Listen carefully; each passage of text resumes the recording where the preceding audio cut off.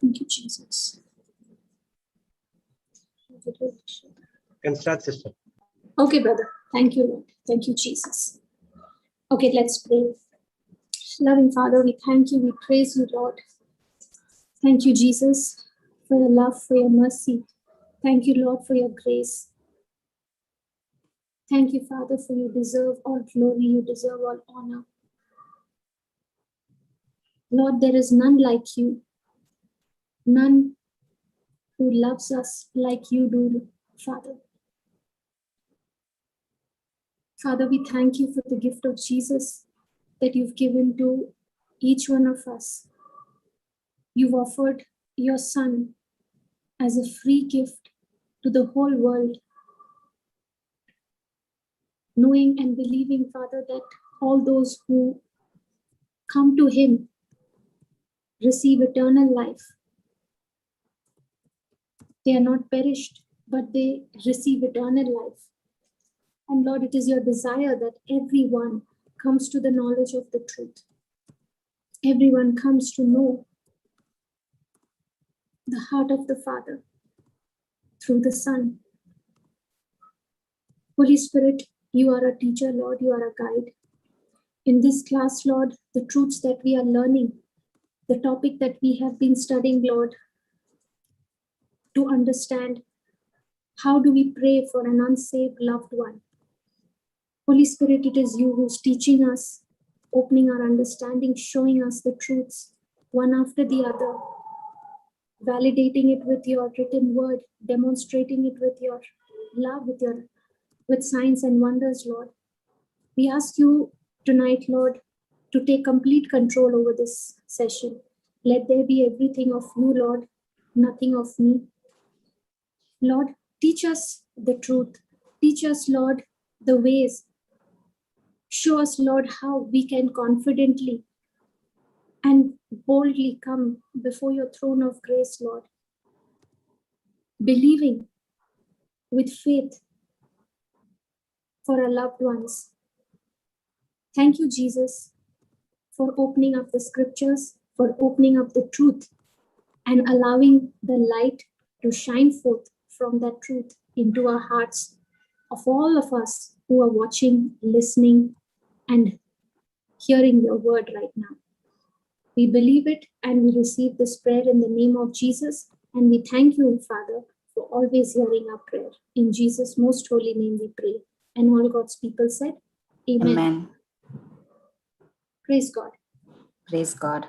Yes, Sister Jacqueline. Let's do, you can take a quick revision of what we learned yesterday. Yes, sister. And then we'll continue. Yeah, praise God. Praise God, everyone. We'll have a short recap of what we learned yesterday, how to pray for our unsaved loved one. So we learned from Luke 10 verses 19 to 20. So Jesus has given us the authority, the power to tread on serpents and scorpions and over all the power of the enemy. This means Jesus has given us the authority over every powers of darkness, every demonic spirit. And he promises us, nothing shall by any means hurt you. So this is the promise that nothing shall hurt us. And in verse 20, we read, notwithstanding in this rejoice not that the spirits are subject unto you, but rather rejoice your names are written in heaven. What is Jesus telling us over here is, Jesus asking us not to go by the physical evidences, that means a manifestation, but instead focus on the unseen, that is, your names are written in heaven. Most important is our names are written in the book of life. We use the authority to save our loved ones, but our focus should be on rejoicing that our names are unseen, that our names are written in heaven. So that is why we need to use the authority that Jesus has given us by rebuking the powers of the darkness of every demonic spirits. So let's go to Ephesians 2:6, what we learned here, and has raised us up together and made us sit together in heavenly places in Christ Jesus. This means when Jesus died, our old nature is already buried on the tomb, inside the tomb. And when Jesus raised, we are raised together to a new life, to a new creation. That's what it says. Raised us up together. We are raised together with him. And now our position is where? To sit together in heavenly places in Christ Jesus. Our position has been changed. We are no more a sinner. We are now seated at the right hand of the Father. Why? Because we are in Jesus and Jesus is in us. That's why we have the righteousness of God in Christ Jesus. So our old nature has no control over us. We are a new creation. Praise God. Let's look at Hebrews 4:16, what we learned. Let us therefore come boldly unto the throne of grace, that we may obtain mercy and find grace to help in time of need. What it means to approach, to come boldly, with confidence to the throne of grace. The throne of grace is Jesus himself. For what? To obtain mercy. What we have studied, that mercy is God not giving me what I deserve. And he also gives us grace, and grace is given to me what I do not deserve. Mercy is God not giving me what I deserve. Grace is God giving me what I do not deserve. So these are two things that God is giving us when we approach to him with boldness, with confidence, that we have the right standing with God. Praise God. So let's look at John 6:44. No man can come to me except the Father, which has sent me, draw him, and I will raise him up on the last day. The desire, Jesus is telling here, the desire to come to him is given by the Father. He draws to him near, and he will raise him up on the last day. In John 10:27 and 28, we read, my sheep hear my voice and know them, and they follow me. So Jesus is asking us to be sensitive. Our spiritual senses need to be sensitive, to listen to his voice and to follow him. Why do we need to follow him? I will give them eternal life, and they shall never perish, and neither shall any man pluck them out of my hand. This is the promise of God. He wants to give us eternal life. That is the reason he's drawing us closer to him. And how do we go? How do we understand it? Through having relationship with him, relationship with Jesus, through the written word of God. The written word of God is a foundation for us. When we understand the truth, when we understand the calling that Jesus has given us, the desire to come to him, to know the truth, that is how we have a strong relationship with him. And lastly, we saw about the Matthew 18:19. What it says, again I say unto you, that if two of you agree on earth as touching anything that they shall ask, it shall be done for them by my Father in heaven. It's an agreement prayer. When two of you agree on earth, when you ask about anything, when you pray for your loved ones, when you pray for them, your prayer should be, Lord, the right laborers have come into their life and they have received the truth. They're abiding with the truth. And they're acknowledging you as the Lord and Savior. When we agree, it says the Heavenly Father will do it, who is in heaven. It shall be done. And when we believe that it is already done, irrespective of whatever we see in the physical, Jesus is asking us to see the unseen. Because God is always faithful to his word and his promise. Amen. Praise God. Amen.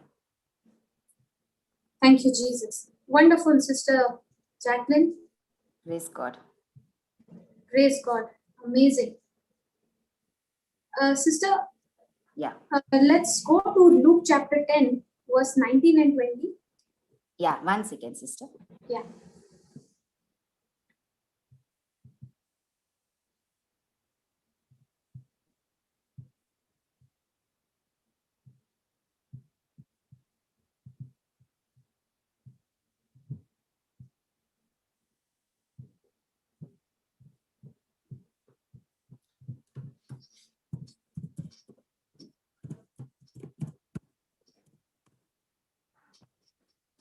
Yes, sister. Yes, read it, please, sister. Behold, I give unto you power to tread on serpents and scorpions, and over all the power of the enemy, and nothing shall by any means hurt you.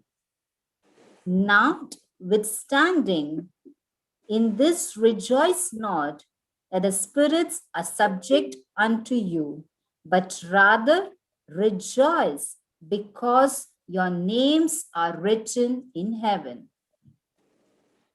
Praise God. Thank you, Jesus. Now, I want you to notice something over here, okay, sister, in the 19th verse. Yeah. Now, Jesus is saying, behold, I give unto you power to tread on serpents and scorpions and over all the power of the enemy. Now, Yeah. do you see there's a mention of the word power twice in this scripture? Yes. Okay. Now, the meaning of that word power is two different, okay? Oh, okay. In both the places, in both, in that scripture, in that sentence where he's used the word power to tread on serpents and scorpions and over all the power of the enemy, the meaning of that word power is different. Okay, now see what is the meaning of the first word. Behold, I give unto you power to tread on serpents and scorpions. What is the meaning of that word power? Authority. Authority. Okay, now when you say authority, what does authority mean? Right to command. Correct. Right to command. That means the right to give order. Yeah. Now, sister, let's say if there is a cop, a police. Okay. Now the police has the authority, right? Yes. He has the authority to give the order for arrest. Yeah. Correct? Yeah. So, authority means the right to give command, to give order. So, Jesus is saying, behold, I have given you the right to command to those serpents and scorpions. That is the The Pass demonic out, power, the demonic spirits. yes. Okay, Jesus is saying, behold, I have given you authority to tread on those demonic spirits. Yeah. Okay, Yeah. and demonic, here after that he says, and over all the power of the enemy, and over all the power of the enemy. Now, what is the meaning of that word power? The second time that is being used. That word power means controlling influence. Okay. Okay. Yeah. Now I'll give you an example, sister. Yeah. When a person is possessed by a demonic spirit, Yes. that person is under the controlling influence of that demonic spirit, correct? Yes. Now that person has been possessed by that demonic spirit in such a way that demonic spirit is controlling that person in such a way that he is no longer doing things of his right mind, but he's only obeying the instructions of that demonic spirit. Are you understanding? Yeah. So this power of the enemy, which Jesus is talking about, this power means the controlling influence. Okay, and Jesus is saying, I have given unto you power to tread on serpents and scorpions, that is authority, okay, to command to them, and over all the power of the enemy. That means all the evil influence, the demonic influence which has been controlling the person, which has been controlling those people whom the devil has blinded. Jesus is saying, I have given you power over them. That means they are no longer controlling their influence.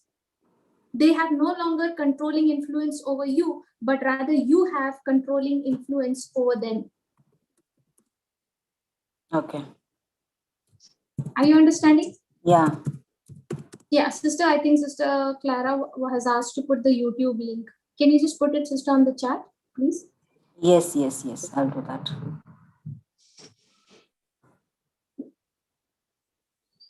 Thank you, Jesus. Clear up till here? Does anyone have any questions? Sister, can you explain the second power? Okay. The second power that he's talking about refers to it means the controlling influence. Yeah. Okay. Now, like I gave you an example, sister. Let's say there is a person who is possessed.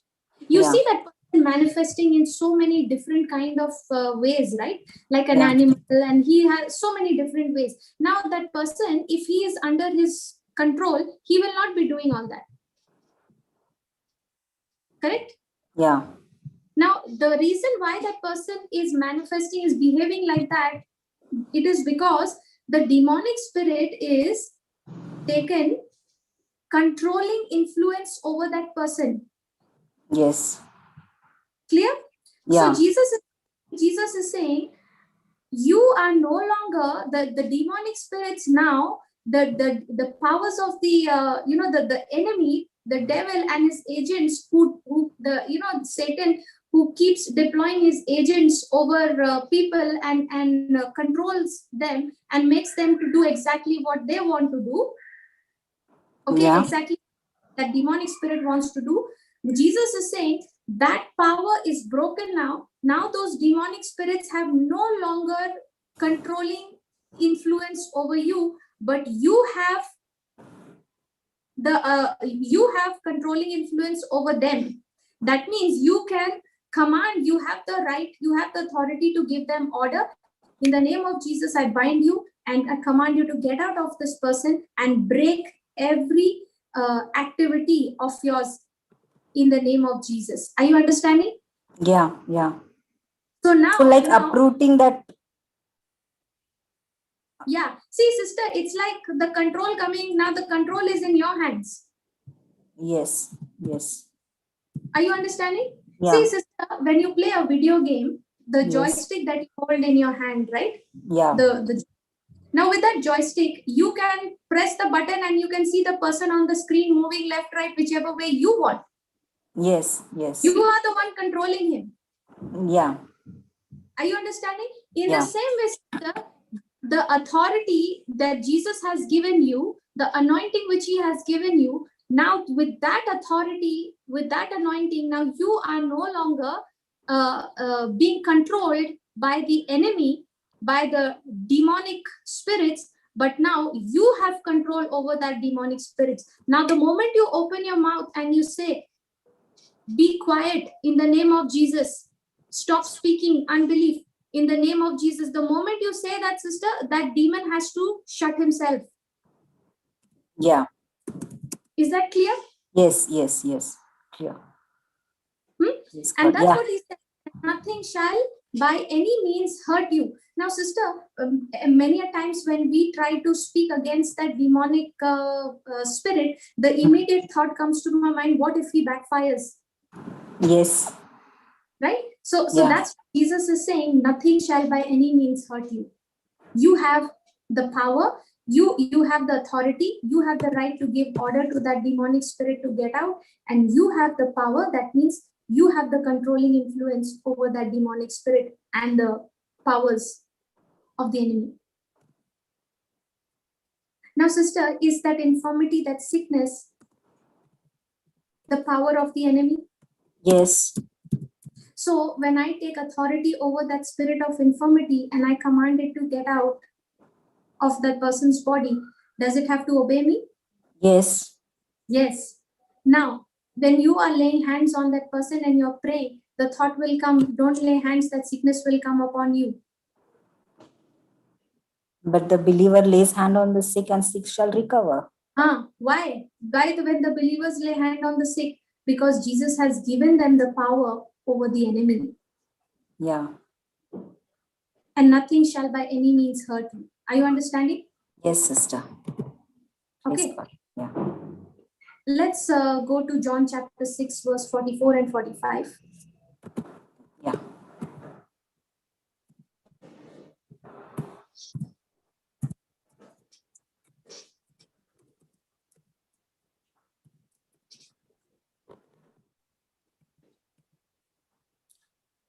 No man can come to me except the Father which has sent me draw him, and I will raise him up at the last day. It is written in the prophets that they shall be all taught of God. Every man, therefore, that had heard and had learned of the Lord cometh unto me. Okay. No man can come to me except the Father. This is Jesus saying, no man can come to me except the Father which has sent me. Draw him and I will raise him up at the last day. Yes. Okay. Now, Jesus is saying no one can come to me except the Father draws that person to me. Is that correct? Yeah. So Yeah. that means sister, unless the Father moves in that person, okay, he cannot come to Jesus. Yes. So how does the Father draw? How does the Father draw that person to Jesus? The Father draws that person through the Holy Spirit who is on this earth. Are you understanding? Yeah. I'll repeat that once again.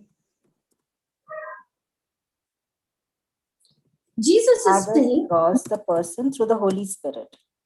yes, the Father will draw them through the Holy Spirit who is on this earth. Yeah. Okay, so now, sister, you have understood how to operate according to 2 Corinthians 4:4, right? Where Yeah. the word of God says the God of this world has blinded. Blinded. So now I understand that and I bind that spirit, that Satan, and I commanded to get out of my loved one's life. Yeah. Okay, now after I have believed it, now I'm believing in 1 John 3:8, where the word of God says that Jesus has destroyed the works of the enemy. Right? Yes. Are you with me? Yeah, sister, yes.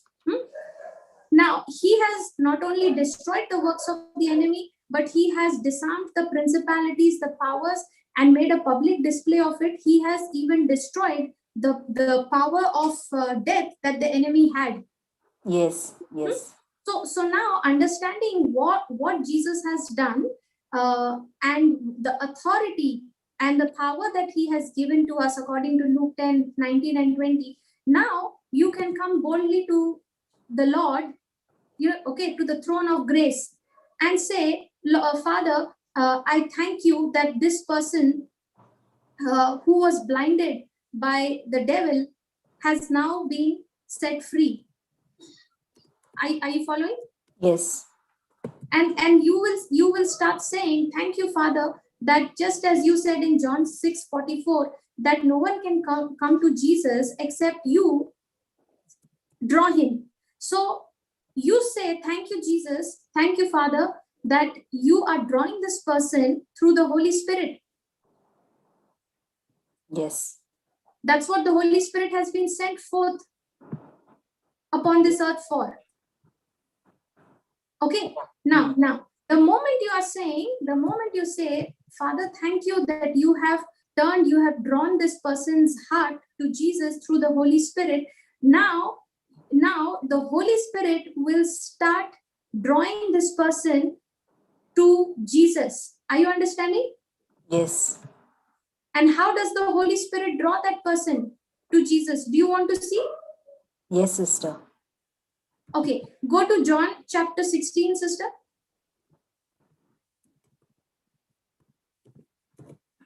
When I was praying for my colleague, sister, and the Lord began to show me the system according to these scriptures, it blew me in such a way that I was no longer, stressed out and worried. I was rather, I was saying, Lord, I'm not so excited to see the result.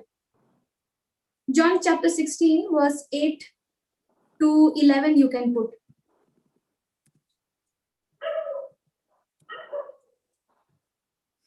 And when he is come, he will reprove the world of sin and of righteousness and of judgment. Of sin, because they believe not on me. Of righteousness, because I go to my Father, and you see me no more. Of judgment, because the prince of this world is judged. Praise God. Now, this is Jesus saying of whom? This is Jesus saying about the Holy Spirit. Yeah. Clear? Everyone Yes. sure of this? Yes, okay, yes. This is what Jesus is saying. And when he is come, he will reprove the world of sin. So what is the work of the Holy Spirit? The Holy Spirit's work is not to condemn us of sin, but to reprove us, but to convict us. Yes. Of sin. And what is that sin? The sin of unbelief. Okay. Okay. Are you understanding? Yeah. See what he says in the 9th verse. And when he is come, he will reprove the world of sin, because they believe not on me. Yeah. Because they refuse to believe in who Jesus is, because they refuse to believe in who Jesus is. Yes. Okay. Now, when you say, the moment you said, Father, thank you that you have drawn my loved one's heart through the Holy Spirit to Jesus. Now, the moment you're saying that, you have already set your faith in motion. Are you understanding, sister? Yeah. Okay. Now, the Holy Spirit will start working in the life of your loved one. Praise God. The Holy Spirit will start working in the life of your loved one. Now, this is, if you have been trying to explain to your loved one to preach the gospel to your loved one for so many years, for so many months, and you see no result, correct? Yes. They don't accept it. No. But now the Holy Spirit is at work. See, sister, that is this, we should let the Holy Spirit do his job and I should do my job. Yeah. Okay. Now the job of the Holy Spirit is to convict this loved one of sin. Sin of what? Sin of unbelief. Now see, the God of this world, the Satan had blinded your loved one for so many years, and he was thinking, I believe in Jesus. I go to church. I believe in Jesus. I pray. I believe in Jesus. Correct? Yeah. But has nothing to do with Jesus. He does not even know who Jesus is. Yes. Right? Some people who are not even Christians, they may not even know of Jesus. They may not even be aware of who Jesus is and what he's come on this earth for, what he has done, what is the sacrifice. They may not even know that he is the only way to salvation. Yeah. Correct? So Yes. the blindness which the devil, which Satan has kept that person in bondage for so many years, now the Holy Spirit starts removing, he starts shining the light of the gospel in that person's heart, and the light of that gospel starts showing the person, starts unveiling, removing his blindness, and starts showing him that if we don't believe in Jesus, there is no way we can get to heaven. Are you understanding? Yes. See, that is the first thing that the Holy Spirit does. Okay, he reproves, he convicts us of the sin of unbelief. Okay, second, what does he do? Of righteousness, because I go to my Father and you see me no more. Now, what is the Holy Spirit convicting that your loved one with? God's righteousness. Yeah. Now see, many a times the person, especially whom you try to minister, okay, the person is so full of self-righteousness that they're saying, I have done enough. I have done a lot of good works. I am serving the poor. I am serving the church. I am doing this. I am doing that. Correct? Yeah. And God will not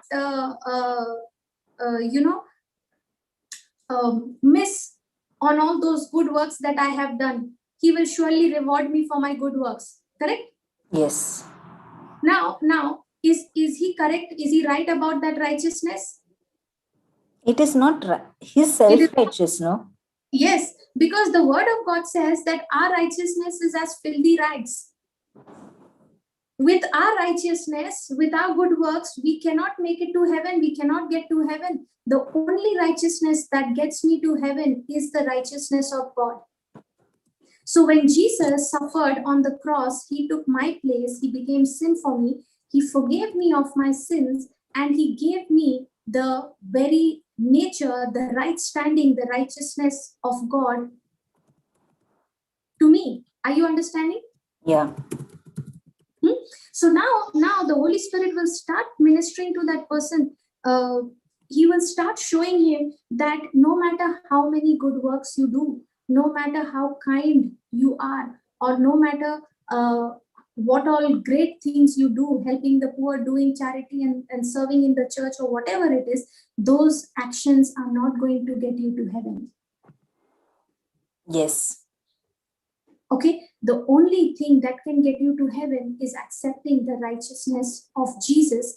His righteousness is the perfect righteousness, the right standing that he has with the Father. Jesus is extending that same right standing to you. Are you understanding now? Yeah. Now, the Holy Spirit is shining the light of that gospel in that person's heart. Now the person is recognizing it, and now he is in a position to make a decision. Are you understanding? Yeah. Sister, can I ask about one question about this? Yes. The sister. righteousness, what we are doing. Jesus also told no that when he is washing the apostles' feet, he said that you also go and do it the same thing. Whatever the service we do, everything will be counted, I think. No, sister, not my service. When Jesus was washing the feet of the disciples, he was setting an example for the disciples that even me, who is Lord God Lord God and Master, if I can step down and serve, submitting to the will of the Father with all humility, even so you and I who follow Christ have to do the same. That means submit to the Father, submit to the word of God. But even though like people are not like an unbeliever or not accepting the Jesus, but still we have to do the service to them also, if they're really needed. Whatever we do, all the good things, yes, everything will be counted in a God's accounts, like what we are doing, the good deeds, whatever the poor people we look after. Yes, sister. Sister, if you are going and serving to the poor, yes, okay, you are healing their, you're bandaging their wounds, and you are serving them. Okay, and if you are thinking that that good work, the kindness that I have shown is going to qualify me, is going to show me, is going to make God look at me as good and reward me, that is a wrong understanding. That's not the truth. That's a lie. If you are bandaging the sick, if you are helping the poor, whether it's a believer or a non-believer, the good work that you are doing, you are able to do that good work because Jesus, who is a good God, who is dwelling in you, is giving you the power, he is giving you the ability, he's giving you the strength to do it. Oh, okay. Okay, now I got it. Thank you, sister. Okay. Without him, you can't do it. It is the nature of Christ that is now planted in you, sister. The nature of Christ which is planted in you, that nature is making you do that good work, not your nature. Okay. So every time you're serving the poor, no, you're serving the sick, you're serving anyone in need, okay? You are serving because you have the nature of Christ planted in me. Yeah, okay, yeah. Okay. Yes. Okay, yeah. Thank you, sister. Thank you. Okay, praise God. So now the Holy Spirit will start convicting the person of his, he will start showing the person that how much he needs to rely, how much he needs to believe and accept the righteousness that Jesus has given him. Clear? Yes. Yeah. Okay. Now, the third thing that he does is, and when he is come, he will reprove the world of judgment. Because the prince of this world is judged. Who is the prince of this world? Satan. Satan, yeah. Okay. Judgment has already been passed on Satan. His days are numbered. Okay. Judgment has already been declared upon him. Now, what the Holy Spirit does is, to that person, he goes and he starts ministering to that person and starts telling, listen, if you are not ready to believe in Jesus, okay, if you are not ready to believe in the forgiveness of sins that Jesus has paid for you, offered for you, are you understanding? Yeah. Okay, if you are not willing to believe, then please remember that Satan, who has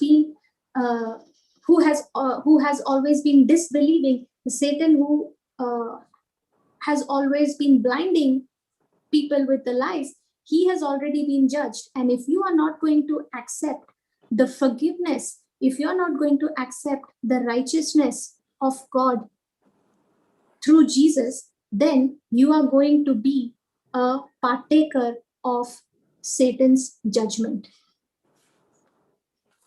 Okay. Are you understanding? Yeah. Sister, if you and I, if we don't accept Christ's righteousness, we will share in Satan's judgment.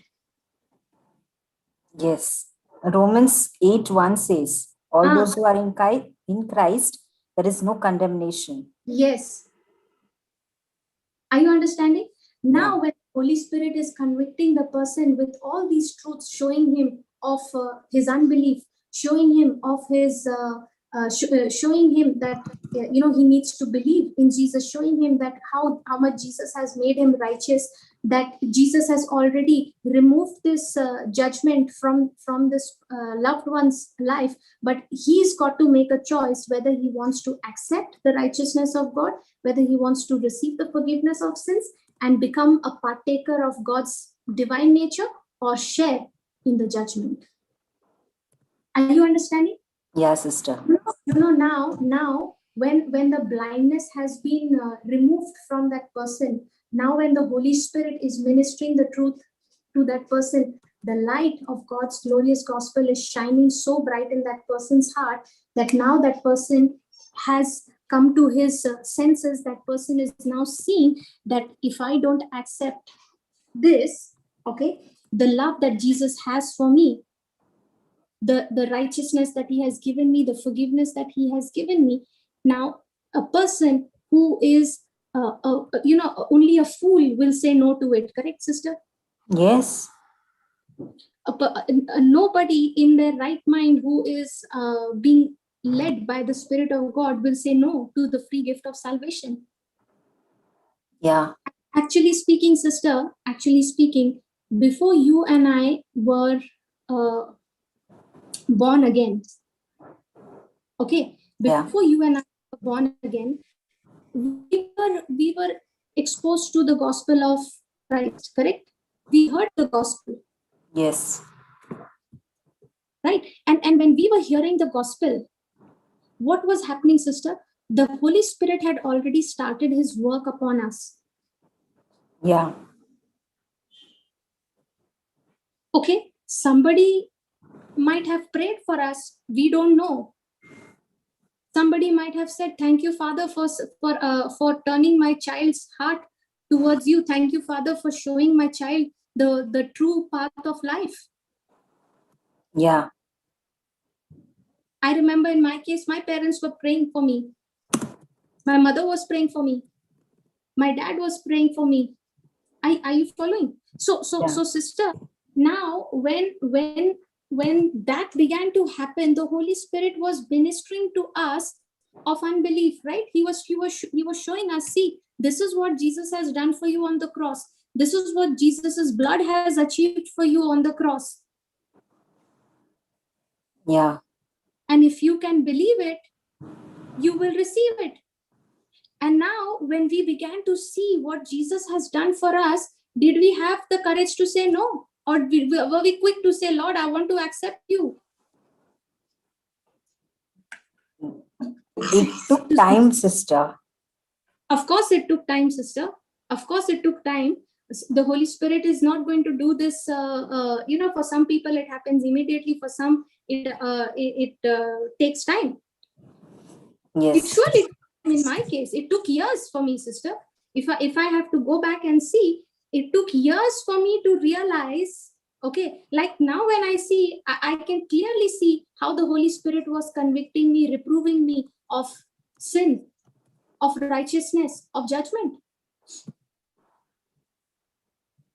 Yes. And surely it took years. But praise God that the blindness had already been taken off, and the Holy Spirit, the Father, had turned our heart to Jesus through the Holy Spirit. Holy Spirit was doing his job. Yeah. Yes. And you look at us now. How is our life now? We are so glued. We don't even want to come out of the word. No, not at all. Also the same way, like how we see our loved one's life today, sister. Sister Jacqueline? Yes, sister. Wasn't our lives also out of track, like how we see our loved ones' lives out of track today? Yes, yes. So now when you look at your life, do you see how the Holy Spirit had been working, how the Father had been working through the Holy Spirit in us? Yeah, yeah. So imagine in the days to come, how your loved one whom you are seeing out of track is going to start showing the same love, the same passion for Jesus. Yes. Amen. Are you understanding? Yes, sister. So when you see the works of the enemy manifesting in your loved one's life, you must actually go and start studying these scriptures in such a way that they are planted in your heart, that every time the enemy shows you his works in your loved one's life, you open your mouth and you speak what the written word of God has promised you. Yeah, praise God. Every time you see your loved one walking on the wrong track or showing, manifesting the works of the enemy, you open your mouth and you say, "Thank you, Father, that you have turned the heart of my loved one over to Jesus through the Holy Spirit. And thank you, Holy Spirit, that you have sent the perfect laborer into my loved one's life. And Father, when this laborer is speaking the gospel to him, the Holy Spirit is convicting my loved one of sin." Are you understanding? Yeah. Start saying, "Thank you, Jesus. My loved one is being convicted by the Holy Spirit of sin, the sin of unbelief, the sin of unbelief in you. Thank you, Jesus. The Holy Spirit is convicting my loved one of righteousness, of your righteousness." Start saying, "Thank you, Jesus. The Holy Spirit is convicting my loved one of Satan's judgment. He's showing my loved one that Satan has already been judged. Satan has already been judged. And if I don't accept the righteousness of Christ, I will share in Satan's judgment. And surely, Lord, he will not want to become a partaker of Satan's judgment. Thank you, Lord, that your righteousness the Holy Spirit has convicted him of righteousness." Are you following? Yes, sister. This is how we have to pray. I remember, sister, this colleague of mine for whom I was praying. Okay,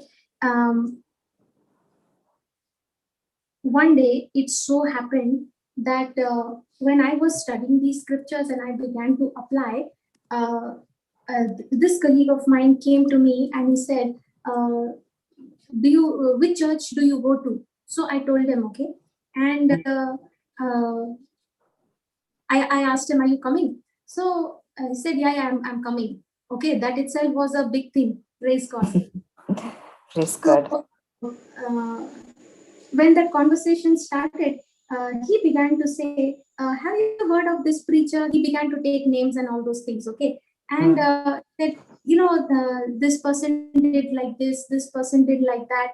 All the wrong things." Okay, and I said, "Praise God, maybe that person did it. Okay, maybe that person did it because he heard the wrong voice. But praise be to God, our God is so gracious to forgive our sins. Yes.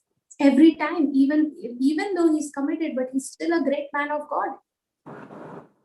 Yeah. And when a person repents, that's such a good thing about our Lord, is that when you repent, he's willing to forgive.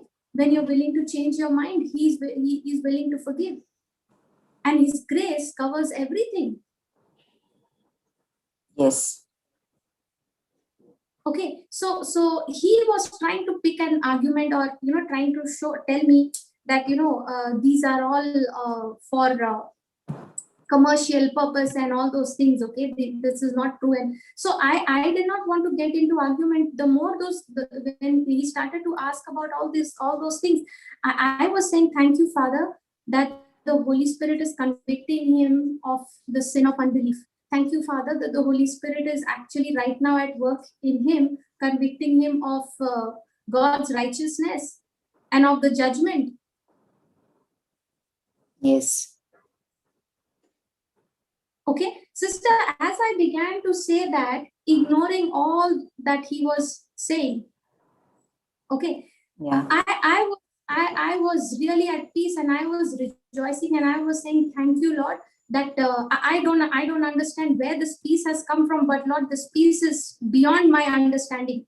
Okay, and I'm no longer worried about him. Yes. Okay, so I told my colleague, I said, "Listen, you can think of all these things, what this preacher did, what that preacher did, what this priest did, what that priest did. You can keep thinking about all that, and you can keep hearing those voice in your head talking to you and saying such things about the man of God. But let me tell you, if you are listening to those voices, and if you're continuing to listen and believe those voices, a day will come when you will die. And when you are dead, the devil will come to pick you up. Are you understanding? Yes.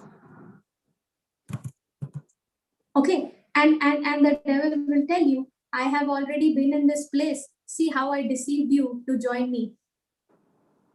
By then it will be too late. And you know what my colleague said?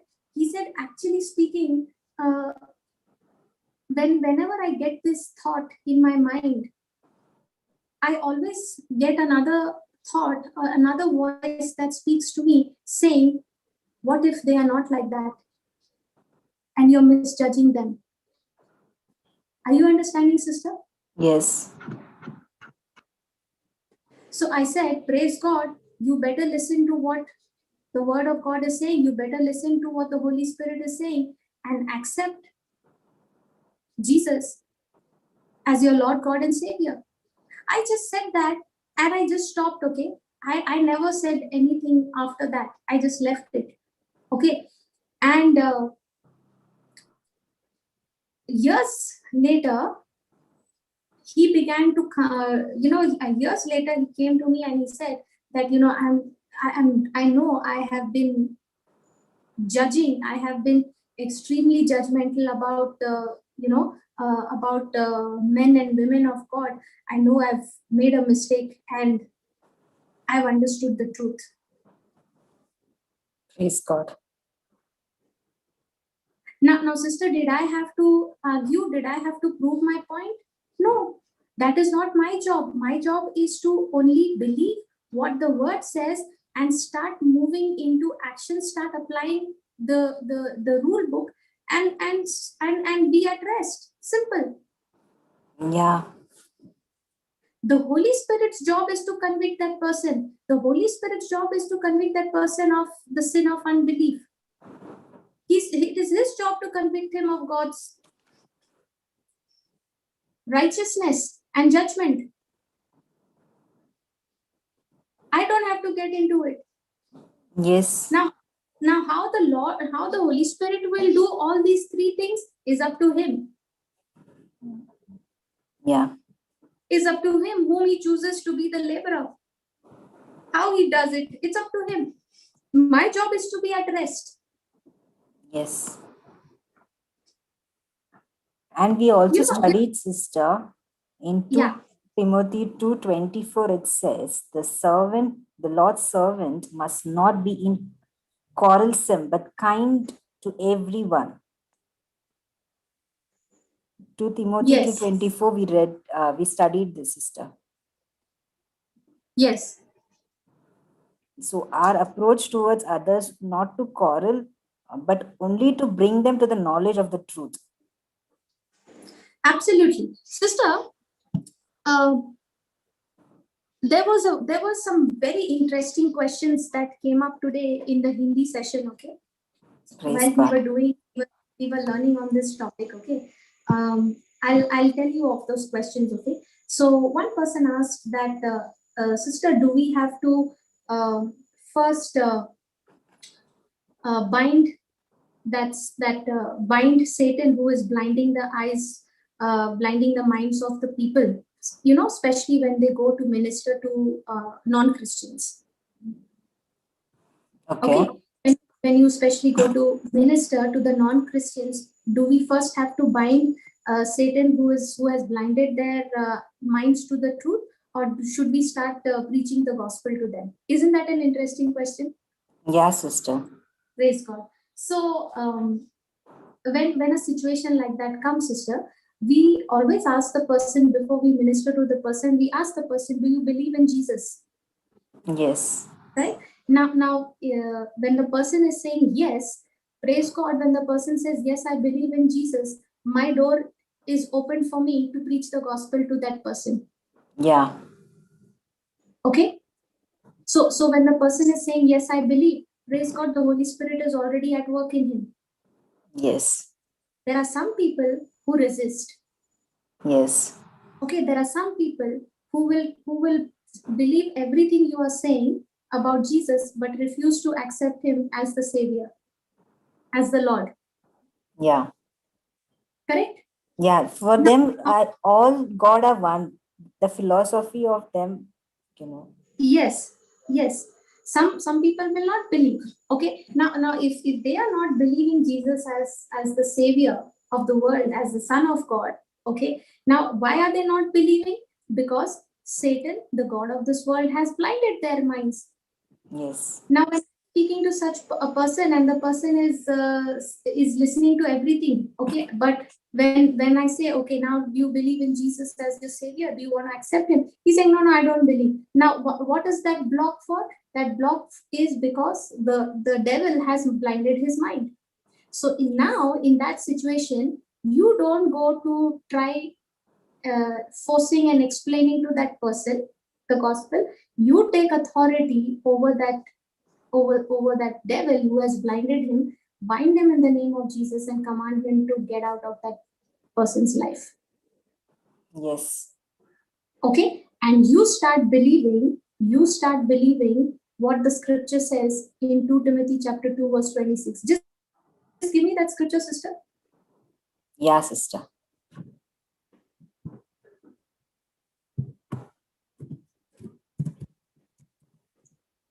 (26)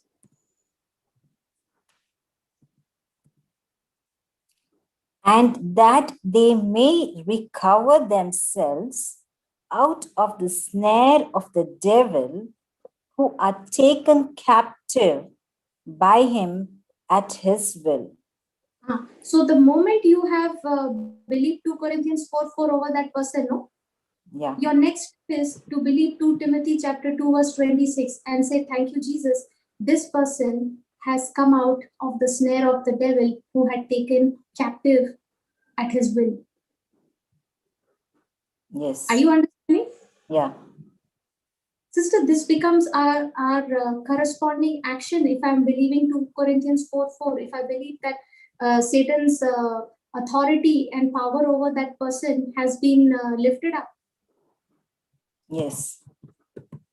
Now my prayer will be, thank you, Lord, that this person has come out of the snare of the devil who had taken him captive.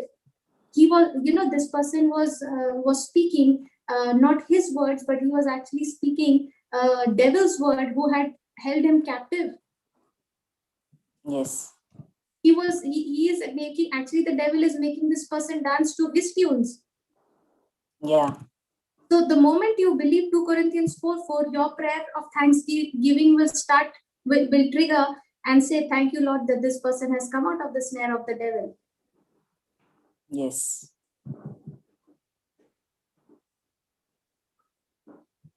Are you understanding? Yeah. So sister, when I learned this truth, when I saw the change, the transformation take place in my colleague's life, it gave me confidence. It began to help me understand that the peace that I actually experienced at that time, when he was bringing up all the preachers, different names and pointing out their errors and all those things. Okay, at one point in time, I really wanted to give that person back. Okay.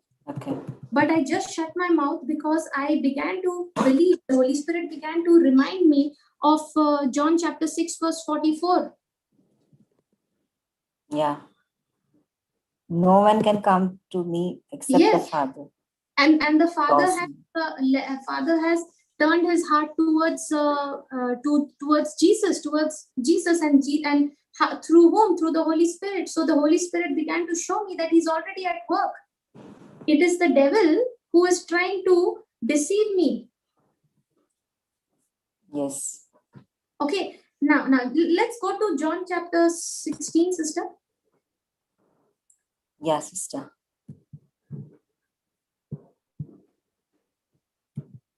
See, we were learning this, right? This Yeah. is the action of the Holy Spirit.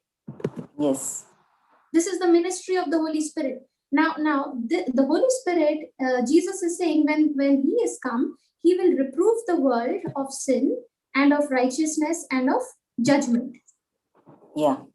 Okay, now Jesus is giving us this instruction, this information, and saying when the Holy Spirit comes, this is what he will do. So when Jesus is telling me this is what the Holy Spirit will do, then do I have to keep my eyes focused on the works of the enemy in my loved one's life, or focus on what he has said? Focus on what he has said.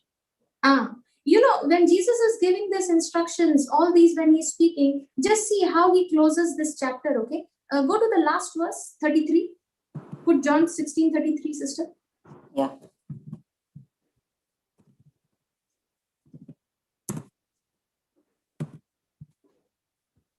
These things I have spoken unto you, that in me you might have peace. In the world you shall have tribulation, but be of good cheer. I have overcome the world. Praise God. You know what he's saying? These things I have spoken to you. You just read what you in verses 8, 9, 10, and 11. Yeah. You heard what Jesus said about the Holy Spirit, what he will do, and then yes, and then he is saying, these things I have spoken to you, that in me you might have peace. He's saying, I have revealed this to you so that you don't get stressed out, you don't get worried looking at your loved one's behavior. Yes. I have revealed these truths to you so that you may have peace. How? Where? In me. Sister, just give me the Passion translation of this. I like the way it is written over there. Yeah, sister. That in me you might have peace. See how it is written over there. And everything I have taught you is so that the peace which is in me will be in you. Pause. And everything I have taught you, everything I have revealed to you, what I just told you in verses 8, 9, 10, 11, so on and so forth, he's saying, I have taught you all this so that the peace which is in me, you have that same peace in you.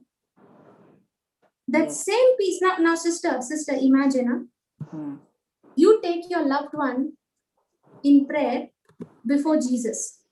Now, when you're approaching Jesus, you are all worried, you are all stressed out, you are all full of anxiety and fear, and you are so scared that you don't know what will be the end of your loved one, with looking at the present condition he is in. Yeah. Now, when you're going to Jesus and you are asking Jesus, you're praying for your loved one. Now, are you at rest or are you at unrest? I'm at unrest. Yes. Now, when your loved one is brought by you before Jesus, when Jesus is looking at your loved one, is Jesus looking at your loved one with fear, worry, anxiety? No. No. When Jesus is looking at your loved one, Jesus is at absolute peace. He's saying, listen, I remember, I know what I have taught you. Correct?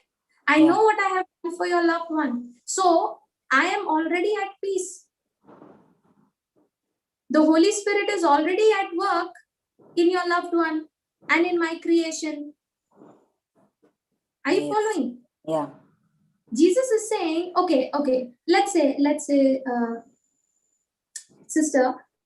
Yes. In my life, when I was praying for my brother, okay, when I would get worried and stressed out looking at his actions and all those things, I would run to Jesus out of fear and say, Lord, please change my brother. Lord, please, I'm praying for him. Okay. Now Jesus is saying, see, he say, I know what he is doing. Okay. But you remember what I taught you in John chapter 16, verse 8, 9, 10, and 11? You remember? Literally, Jesus is asking, okay? See, he's saying, you remember what the Holy Spirit is doing in your brother? You are looking at his works, you're looking at his manifestation, and you're getting worried. But I did not teach you to look at the manifestation. I taught you that the manifestation which you are seeing in your brother's life, it has already been destroyed. If you don't believe me, go and see 1 John chapter 3, verse 8. Jesus has destroyed the works of the enemy, he says. Yes.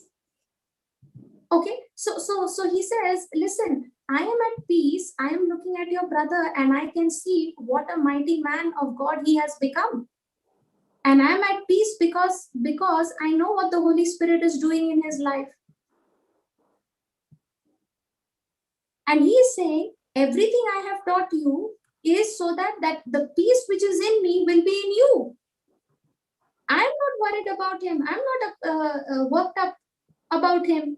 I'm not looking at his present action. I am looking at him as the finished product. Yes. So I'm at peace. And see what he says. And everything I've taught you is so that the peace which is in me will be in you and will give you great confidence as you rest in me. So the teachings of Jesus, what Jesus is speaking to me through his word, all these scriptures that he has revealed to me, he's saying, listen, I have taught you this so that you will have great confidence as you are relying, as you are resting in me, in my word. Yes. For in this unbelieving world, you will experience trouble and sorrows, but you must be courageous, for I have conquered the world. Amen. So he's saying you've got to cheer up. You've got to stop looking at his actions. You've got to stop looking at his behavior, but instead you've got to start resting in me in confidence, knowing and experiencing the peace that I've given you, knowing that he is a mighty man of God.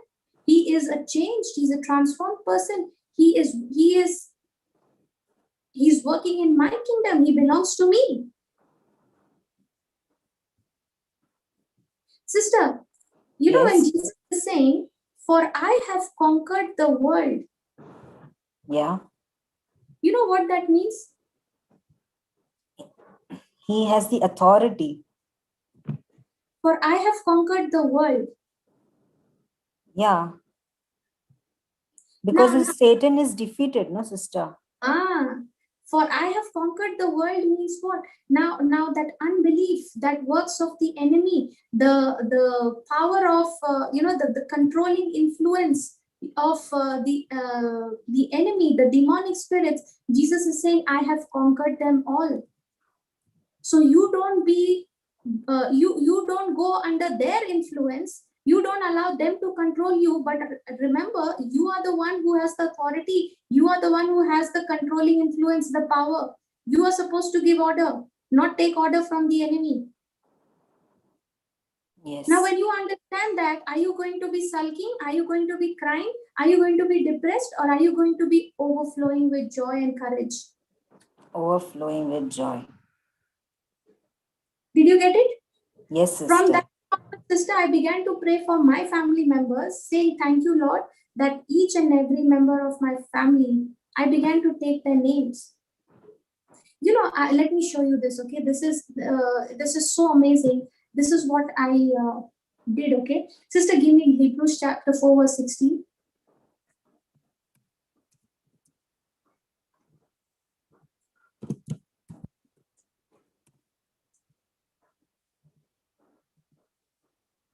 Which translation, sister? Put the KJV translation, sister.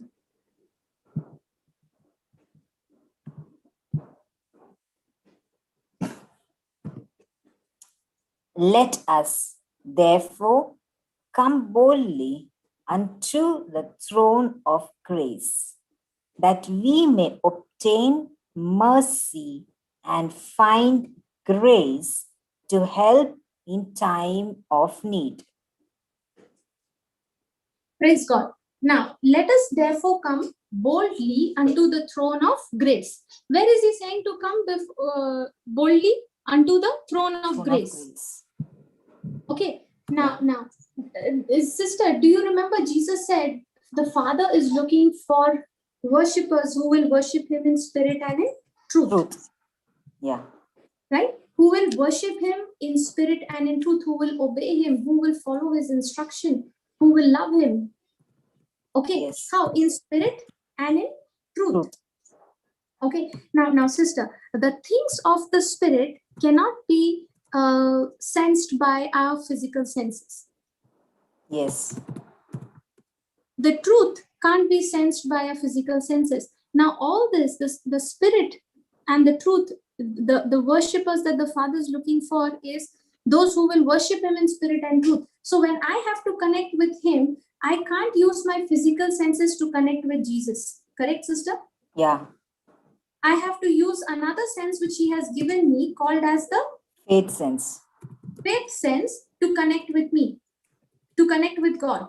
Yeah. So in other words, faith has nothing to do with feelings. Correct? Yes. Faith has to do with believing. Yes. Let me repeat it once again. Faith has nothing to do with feelings. Faith has to do with believing the written word of God. Clear? Yes. Okay. Now, in Ephesians chapter 2 verse 6, we learned, right? We are co-seated with Christ. Yes. So now, you know what I did, sister? When I recalled all these scriptures and I said, Lord, you have given me a right standing with the Father. You've given me the righteousness, and I am in Christ. Christ is in me. So I am already sitting in Christ Jesus, right next to the Father on his right hand. Correct? Yeah. That's the throne of grace.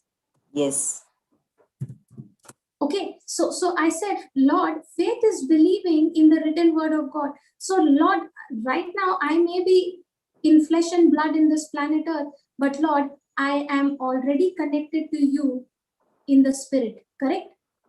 Yes. That means, sister, I began to make an image in my mind while I was sitting in my room that night, and I was saying, Lord, I can already see myself boldly standing right in front of the throne of grace. I'm in the throne room of God. Are you understanding, sister? Yeah. Okay. I began to just close my eyes at that night and I said, Lord, I am standing before the throne of grace. How bold as a lion. You said, Lord, the righteous is as bold as a lion. So here am I, Lord. I'm standing right in front of you in the throne room of God, before the throne of grace. And I'm saying, Jesus, I have come on behalf of my brother. I have come on behalf of my family members. I have come on behalf of all these people. You know, I had written down the names of those people, sister. Okay.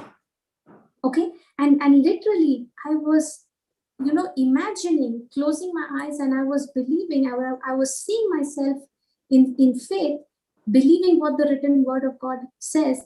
And I was saying, Lord, I'm right in front of your throne room, in your throne room, before the throne of grace, because you said, Lord, come boldly unto the throne of grace, that we may obtain mercy and find grace to help in time of need. So, Lord, I'm here to obtain mercy and find grace to help in time of need. And I began to take the names of my loved ones, and I'm saying, Lord, thank you that you have forgiven their sins. Thank you that the God of this world, who had been blinding them, has I have cast him out from their lives. I've bound them and I've casted him out from their lives in the name of Jesus, Lord. And I believe that you have destroyed the works of the enemy from their life. And Father, you said that this loved one of mine, it is your desire that he does not perish, because you said in John chapter 3, verse 16, for God so loved the world that he gave his only begotten Son, that whosoever may believe in him will not perish, but have eternal life. Eternal everlasting life. Yeah. So I'm saying to the Father, Lord, I believe what your word says, and Lord, I believe that you don't desire that my loved ones and all these people be lost. Yes. Okay, so I said, Lord, I've come on behalf of them, and I believe, Lord, that they are saved. I believe, Lord, that the Holy Spirit is ministering in their lives. Lord, whichever laborer you have prepared, Lord, send him right away into that person's life. I began to take their names and pray, okay? And I said, thank you, Lord, that these people have entered into your kingdom. Thank you, Lord, that the Holy Spirit has begun to convict them of sin, of unbelief, of God's righteousness, and of the judgment. Thank you, Lord, that they have come, they have entered into your kingdom, and Lord, they are working, they are serving in your kingdom forever. Thank you, Lord, for doing it. It is done in Jesus' name. Amen. Are you understanding? Yeah. So when I began to make that imagination, sister, whenever I would make that imagination of being before the throne of grace with boldness to obtain mercy and find grace. Now my whole imagination has changed from an imagination of helplessness and desperation. It has now changed to absolute courage and boldness. Why? Because, Lord, I am standing before your throne of grace. Lord, you have washed me by your blood. Jesus, you have cleansed me with your blood. You've given me your righteousness. And that's the only reason, Lord, that I am able to stand before the throne of grace. Yes. Are you understanding? You know, you've got to learn to start imagining, start making images in your heart through the written word of God. And as you're making that prayer, don't just keep speaking those words without any understanding, without any meaning. As you're speaking those words, allow that words to shape images and pictures in your heart. See yourself sitting right next to the throne of God the Father, where Jesus is sitting, because you and I are in Christ. Yes.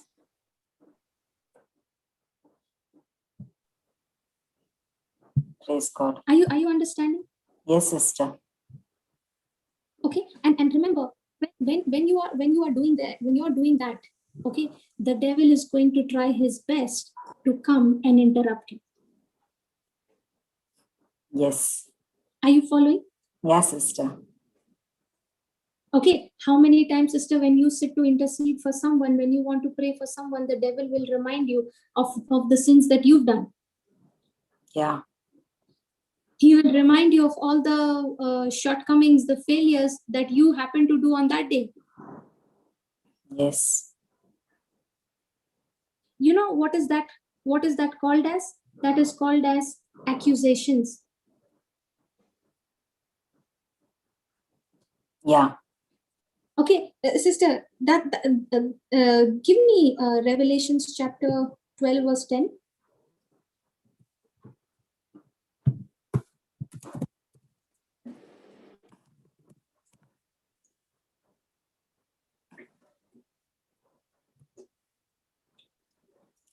And I heard a loud voice saying in heaven, now is come salvation and strength, and the kingdom of our God and the power of his Christ. For the accuser of our brethren is cast down, which accused them before our God day and night. See this. And I heard a loud voice saying in heaven, now is come salvation and strength and the kingdom of our God and the power of his Christ. For the accuser of our brethren.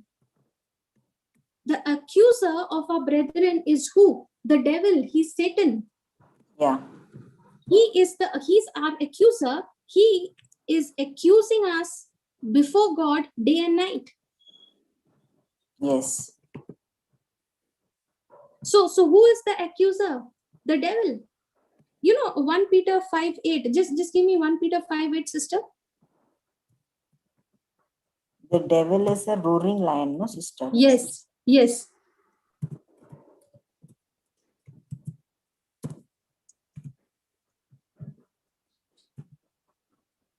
Read that, sister. Be sober, be vigilant, because your adversary, the devil, as a roaring lion, walketh about, seeking whom he may devour. Be sober, be vigilant, because your adversary. Now, sister, when you are going to the presence of the Lord for your loved one, okay, now along with your loved one, you have so many others you're praying for and all those things. Can you imagine what would be happening to the devil? He would be losing his grip over those people forever whom he had held captive for so long. Yeah. Isn't it going to irritate him? Yes. Okay, and sister, the days of the devil is numbered. The judgment has been passed on him. So he is trying his best to destroy as many as he can. Yes. He is trying his best to destroy them and stop them from receiving the salvation that Jesus has given them. Yeah. So when you're going, sister, boldly to the throne of grace, do you think the devil will keep quiet? No. That's the time he's going to put the maximum pressure. Yes. And the common tools that he uses is condemnation and guilt. He uses shame against us. Yes. So now what is he doing? He is our adversary. As a roaring lion, he walks about seeking whom he may devour. Now please remember, the devil can't devour anyone he wants. Yeah. He can devour only those who is allowing him to do it. Yeah. Without our permission, he cannot do that. Yes. Okay. Now, sister, you imagine this, huh? You are in the court. Okay, in the courtroom. God is sitting in the judge's seat. He's the judge. Okay. Yeah. And one side you have Jesus. Now Jesus is what? Jesus is our advocate. 1 John 2:1 says that. Yeah. Jesus is our advocate. He's our attorney. Okay. And the other side is the accuser of our brethren. Accuser, who is he? The devil. Devil. So when you are going, sister, to the presence of God, and he is accusing you of condemnation, he is accusing you of guilt, of sin, and all of that, and if you are paying attention to what he is saying, then you are, he is stopping you from receiving what Jesus wants to give you. Yes. See, sister, in the courtroom, the court, they run on a law book, right? Yeah. They have all these sections and all those things mentioned, right, in the law book. Yes. So will the court go do anything outside the law book? No. No, they will stick to the rule book. They'll stick to the law book. Yeah. Right. In the same way, sister, you and I, who are a born-again believer, please remember, a born-again believer's identity is different from that of the world. Yeah. Okay, you may look like an ordinary person on the outside, but on the inside, you are not an ordinary person. You are just like Christ. Yes. Okay, you are a born again believer. You are not a beggar. You are a believer. Remember that and never let it go. Don't forget. You're a believer. You have the authority. You have the right to give order to the snakes and scorpions, to the demonic powers. You have the right to give order to them, and they've got to subject. Yes. Okay, so for a born again believer, sister, we have to stick to the rule book. We have to stick to the word of God, to the law. When I say law, I'm not talking about the old covenant law. When I say law, I'm talking about the spiritual laws, the principles. Yeah. Are you following? Yes. Okay, now sister, let's say you're in that courtroom. One side is Jesus, your advocate, and one side is devil, who is the accuser. Okay, Yes. now you're praying for your loved one. You're before the throne of grace, and you are telling the Father, I've come on behalf of my loved one, and you start believing those scriptures, and you start confessing those scriptures before God, confessing your faith. And that's the time the adversary, the accuser, will remind you and say, do you remember what your spouse did? Do you remember what your father did? Do you remember what your brother did? Yeah. And when you think of that, your focus, does it remain any longer on the scriptures you are confessing, or does your focus immediately shifts to the wrong actions that they have done?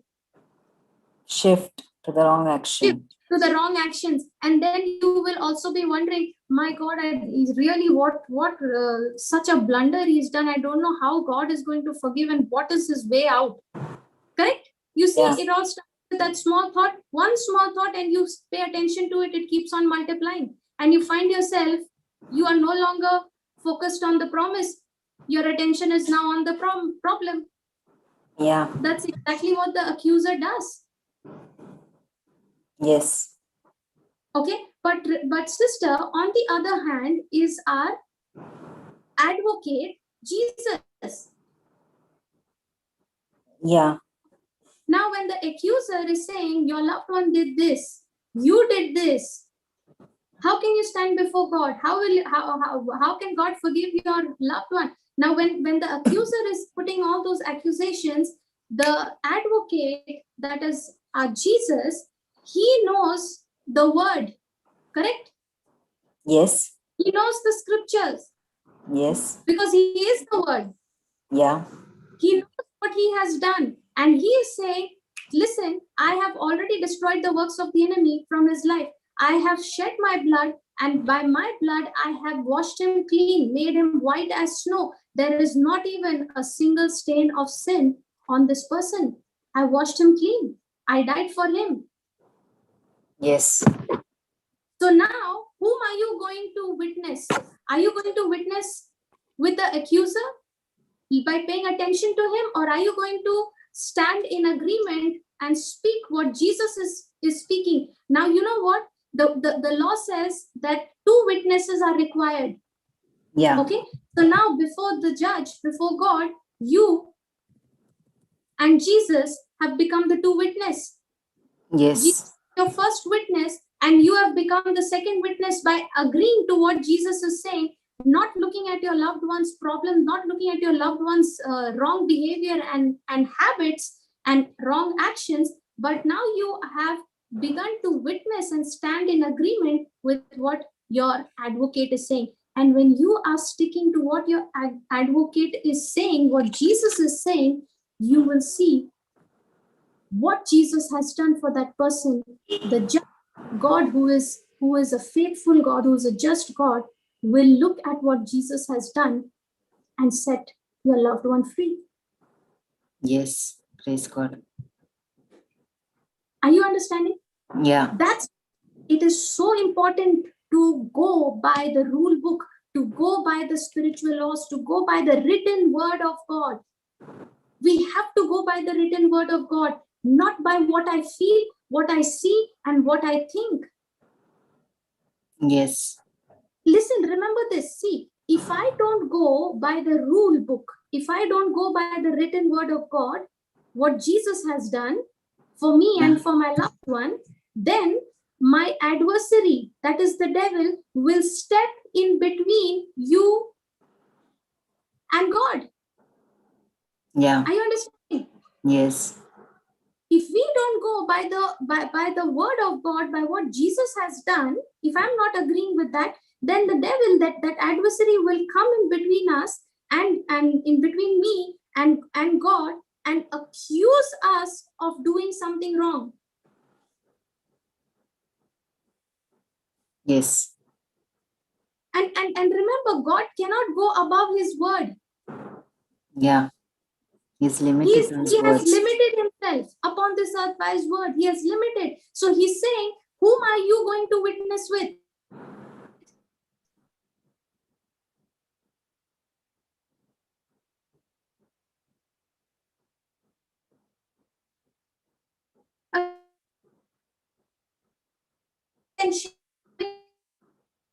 Better not pay attention to those thoughts of guilt and shame. Rather, open your mouth and start witnessing what Jesus, your advocate, has done for you.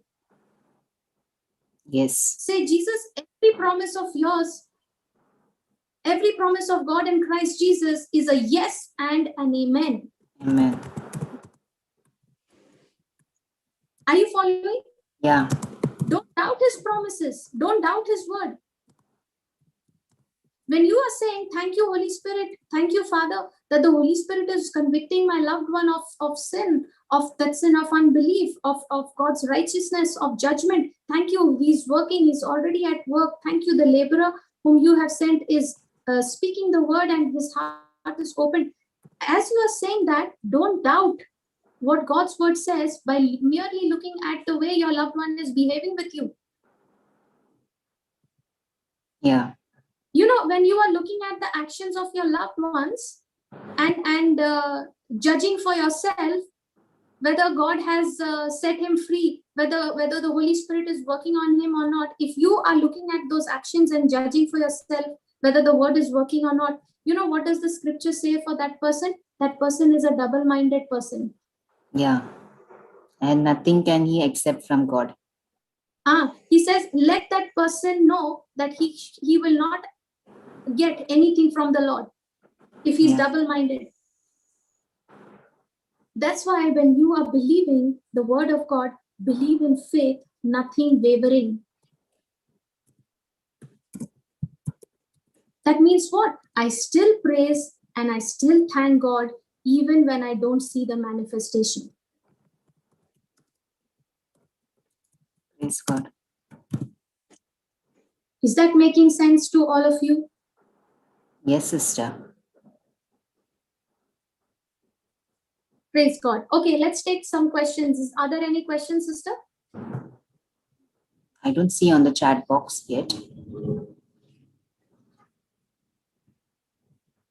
Thank you, Jesus. Praise you, Lord. Sister Florita? Yeah, sister. Please tell me. Yeah, today this was much better depth understanding for me, because I think I will need to go back to this teaching, and you sort of summed up the past couple of days, because even yesterday when I left, I was still struggling to put it all together, but the way that you put it down, thank you so much for that, sister. Really, thank you so much. Praise God, Sister Janelle. God bless you. You too, sister. Thank you, Sister Jacqueline, too. Thank you very much. Praise God. Isn't she doing a fantastic job in doing the revision? Yes, I wanted to actually thank Sister Jacqueline even for the way that she prays, because she, even in her prayer, she summarizes the whole lesson, and I really appreciate that. Thank you so much, sister. God bless you. Praise God. Praise God. Thank you, sister. You know, sister, let me show you something, some more truths which will add on to what we are just learning. Okay, give me Romans chapter 5.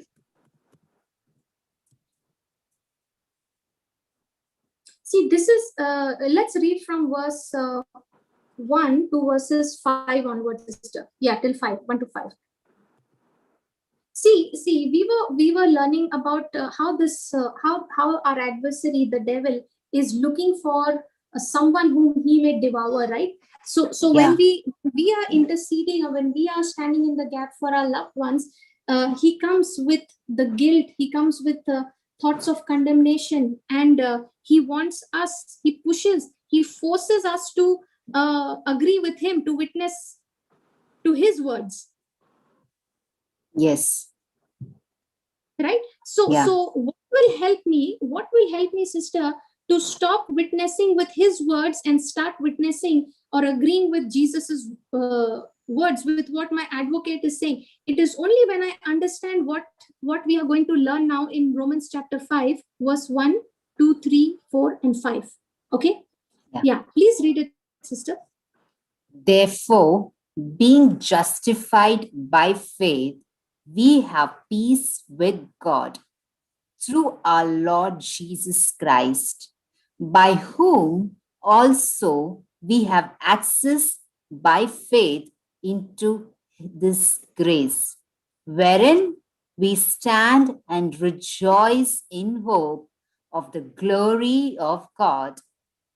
And not only so, but we glory in tribulations also, knowing that tribulation worketh patience, and patience experience, and experience hope. And hope maketh not ashamed, because the love of God is shed abroad in our hearts by the Holy Ghost, which is given unto us. Praise God. Therefore, being justified by faith. Justified means what? Declared, Tried found and not, not found guilty. yes, right? And found not Not guilty. Therefore, being justified by faith, we have peace with God through our Lord Jesus Christ. Through whom? Through our Lord Jesus Christ. Now means what, sister? When we put our faith in Jesus, Yes. okay, when we put our faith in Jesus, God the Father, okay, Sorry. where is it? No problem. Scroll a bit. Yeah, sister. Therefore, being justified by faith, we have peace with God through our Lord Jesus. Means what? When I put my faith in Jesus, okay, the righteousness of God, the righteousness of Christ gets transferred onto me. Yes. Are you getting the picture? Yeah. Is the graphic clear? Yes. When you believe in Jesus, his perfect righteousness, his holiness, when you believe in his good works, when you are believing his righteousness, that righteousness gets transferred onto me. I begin to possess that righteousness. How? By faith. Yeah. Okay. Now, when that righteousness I receive, now when God looks at me as how he sees Jesus. Yes. Jesus is absolutely flawless in the eyes of the Father. Are you understanding? Yeah. Jesus is absolutely flawless in the eyes of the Father, and so are we in the sight of the Father. Are you following? Yeah. When God looks at us, he also looks at us without any error, without any sin. That means what, sister? Because of that, we can enjoy peace with God. We are no longer his enemies now. We have become his children. Yes. Are you understanding? Yeah. By whom also we have access by faith into his grace. By whom? By our Lord Jesus Christ. Yeah. So the faith that I have put in Jesus, in what he has done, that faith guarantees me access, permanent access into his grace, into his ability, into his anointing, into his favor, into his kindness. Yes. Are you understanding? Yes, sister. The faith that I put in what Jesus has done for me guarantees me, it gives me permanent access of what Jesus has done for me. And that is why I am able to rejoice in hope of the glory of God. Praise God. And not only so, that means what? That is not all. Yeah. But we glory in tribulations also, knowing. When does the person have joy? The person has joy when he knows the end result from the beginning. And not only so, but we glory in tribulations also, knowing that the tribulation worketh patience. He's saying, even in times of trouble, we have so much of joy, we have so much of confidence, knowing that this pressure is working in me patience. It is building my endurance. It is developing patience. Yeah. And patience experience hope. When you start developing patience, your patience will start developing your character. Now when you are operating in patience, you are no longer impulsive. You are no longer taking decisions randomly. Yeah.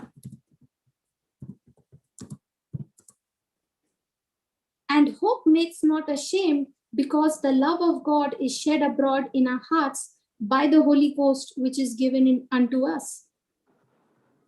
Yes. You know what he's saying? He's saying, because the love of God has been now shed abroad in your heart by the Holy Spirit, because of that love, your hope is not disappointed. Your hope will not make you ashamed.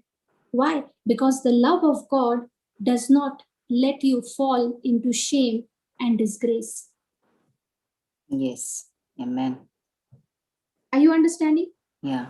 In other words, when you're looking at your loved one and the loved one is insulting you, the loved one is bringing you disgrace and shame, and he is doing all sorts of things which you are, which is contradicting to what you're believing. He's saying, don't look at those work. Just remember that I love your loved one and I love you, and my love has been poured out in your hearts, and that love will not fail you.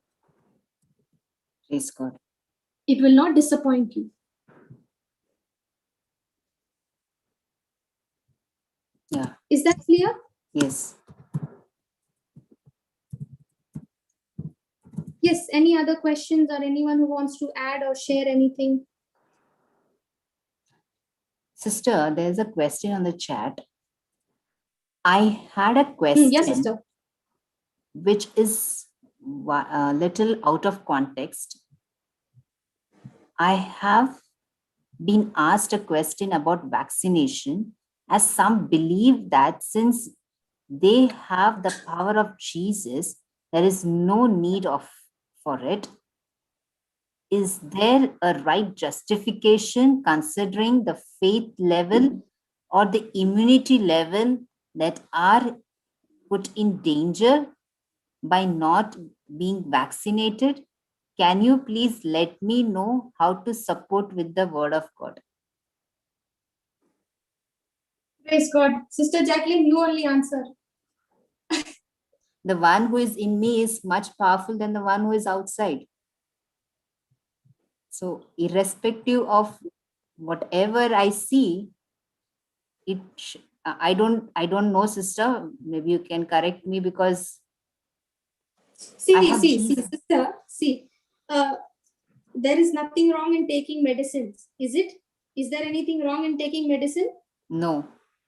If you are saying by the wounds of Jesus, I am healed. Okay. And you are not spending your time, you're not building yourself in the word.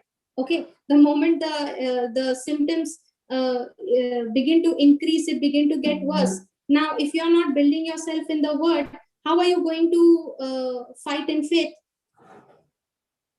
And if at that point in time you're saying, I'm going to be in faith, I'm going to not take the medicines, you will end up in the hospital. Yeah.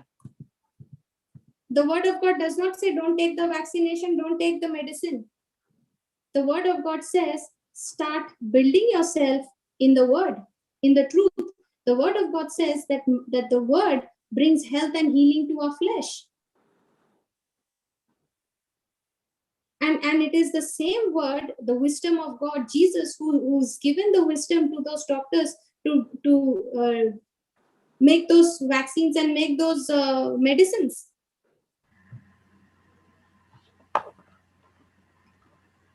Praise God. I hope you've got your answer. Praise God. Praise God. Praise God, Brother Jude. Praise the Lord. Nice sister. to hear you. Amen. Amen. I'm hearing for a long time now. I didn't want to burden. Oh, you were there in the class? Yeah. Praise God. Okay, good. I come in between, so I don't want to be. Okay. So Jacqueline is doing fantastic. Praise God. Praise God. Praise God. Sister. Yeah, sister, tell me. Sister, what we learned today about the Holy Spirit, like, in John 16, 8 to 11. Yeah. That the Holy Spirit is the one, it is a job of the Holy Spirit to convict that person of the sin of unbelief. And that will lead him to the righteousness in believing and giving him a right standing with the Father. And once he understands that, he is no more judged, because there is no condemnation for those who believe. Yes, for those who are in Christ Jesus. Yeah. Is my understanding right, sister, in this? Yeah. Okay.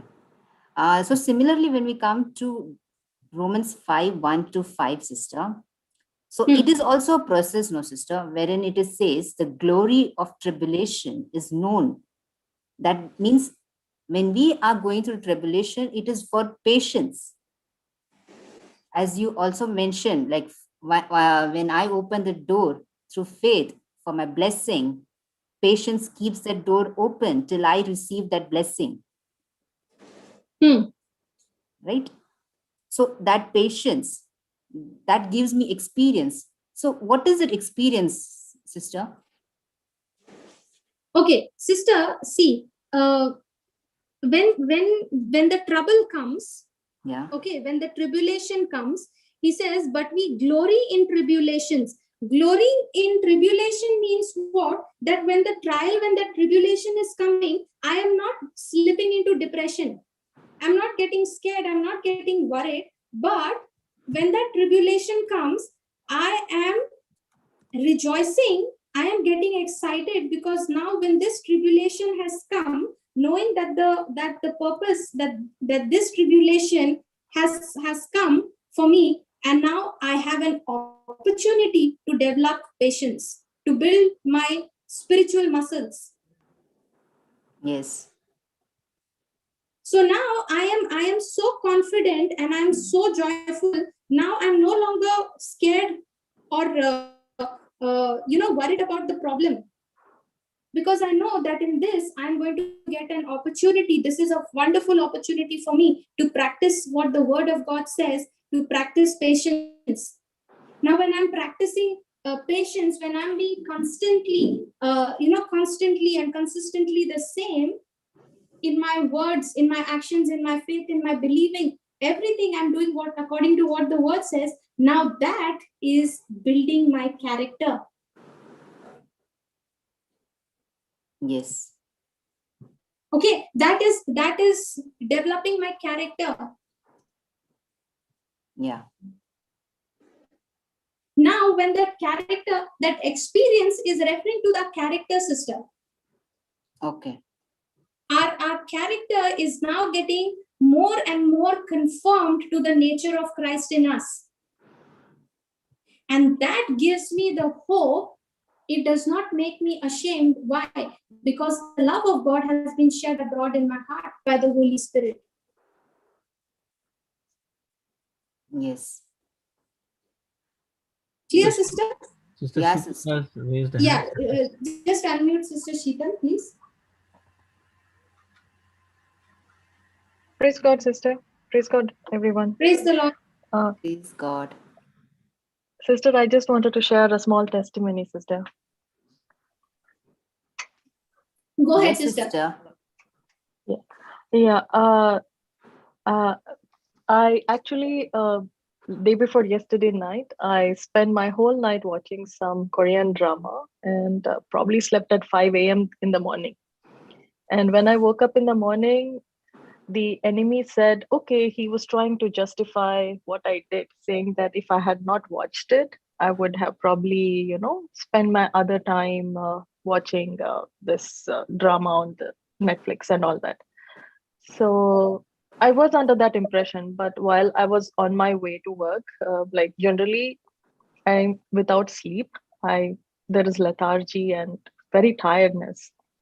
And when I was on the way to work, the Holy Spirit convicted me saying, you are justifying yourself, So immediately I asked forgiveness. I said, please forgive me for whatever I did.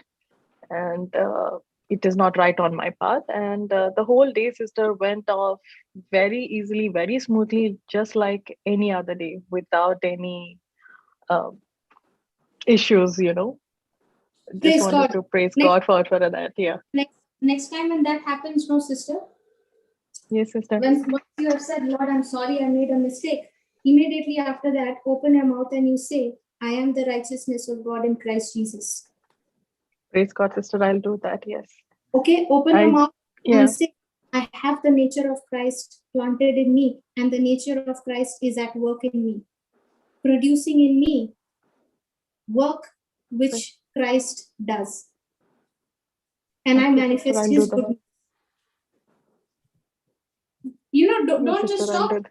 your mouth and you start speaking the righteousness. This is what we were learning in Yes, Romans sister. chapter 5, verse 1 to Yes, 5. sister. I Open your thought mouth. yes, I thought when you were teaching today, I was like, okay, I have to share this testimony, what happened yesterday. Yeah. That's I just what slept for less than 3 hours, sister, actually. And the whole day I was like pretty much active, just like a regular day. Not that feeling of tiredness. That's what happens otherwise. Sister, don't make it a But habit. praise God. No, not making a habit. It was the only time that happened. Sister Sheetal, Sister Sheetal, Yes, sister. um, Yes, sister. I can totally relate with what you are saying because I have been in that place. Absolutely. Okay, I used to be extremely addicted to television. Okay, and I was literally struggling, sister, to come out of that habit. Okay, and I used to say, Lord, I can't be into this habit. I have to come out of this habit because now I am in your kingdom. I'm born again. And the more, believe me, the more and more I tried to come out of that habit, sister, I found myself slipping even more deeper in that habit. Right. Till the Lord one day showed me, he said, never ever try to correct your wrong action by doing a right action. Okay. If you are slipping, I understand, yes, sister. Okay, if you are getting into that habit of watching that TV and you're not able to come out, don't try to stop yourself from watching that television. You will find yourself ending up even much more deeper in that addiction. Because a wrong action can never be changed or replicated. It cannot be changed. It cannot be removed by a right action. A wrong action or a wrong habit can only be broken by right thinking. And you know what is right thinking? Therefore, being justified by faith, I have peace with God through our Lord Jesus Christ. Whenever you fall into that addiction, or whenever you find yourself doing that, watching or ending up doing what you don't want to do, even when you're watching that, sister, let this word be continuously playing in your heart and your mind. Are you understanding? Yes, sister. Even Yes, if you're yes, I get watching, it. even if you're watching, you open your mouth and say, therefore, being justified by faith, I have peace with God through our Lord Jesus Christ. When you're opening your mouth and you're saying that, your ears are hearing that word. Okay, and then you watch, it will stop after some time. Okay, you will stop speaking that scripture. Once you stop speaking that scripture, the devil will again bring that thought in your mind. See, you're wasting your time. You can go and spend. Are you understanding? Yeah. Yes, yes. The moment that happens, start immediately speaking, therefore being justified by faith, I have peace with God through Jesus Christ, by whom also I have access by faith. Sister, keep on speaking it day and night. Keep on speaking it day and night. Yes, You will sister. I'll do that. will Yes. find yourself one moment that your very desire to watch that show is no longer there. Suddenly, you won't even realize it. The desire itself is not there. Now, when the desire is Okay, not there, sister. will you want to do it? No, sister. I have come No. out of such kind of habits before, but this was something new. It just started and it came Praise to an God. end as well. Yeah, praise God. In fact, when I was justifying whatever my doing was, and suddenly the Holy Spirit put the thought of how Saul was trying to justify himself. And David, he confessed that it was his mistake, and he went back to God. So I was like, okay, I should go back to God. I cannot justify my act like this. So Praise is this God. Hebrews Praise God. 10:38? Sorry, I'm sorry. The scripture is Hebrews 10:38. Is that it? Justified by faith through Lord Jesus No, Christ. brother, it's No, on the no. screen. Romans chapter 5, verse 1. It's Romans on the 5. screen. Okay. Romans chapter 5, verse 1, 2, What's 3, one? 4, and 5.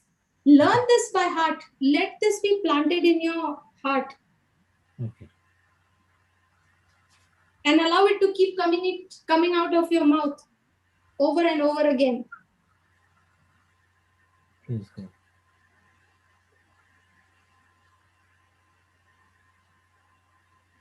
Thank you, Sister Sheetal, for sharing. Praise God. Today, a lot of people Thank you, sister. Praise God. Thank you. people have got the answer Yes, praise Hallelujah. God. the Thank you, sister. habits and struggles they might be going through. I also had a habit of listening to music, sister, but since the time I came into the word, listening to music has become like waste of time for me. I don't feel like listening to anything. Praise God. Praise God. Praise God. Sister, I never knew worship music was better than that music. Yes, praise God. I agree with you, brother. And now there are so many. Since the time brother has, I've got to see new singers who speak only scriptures. Okay, there's a person by the Yes. name Charity Gale. She came out of cancer. If you hear any song of hers, is all scripture.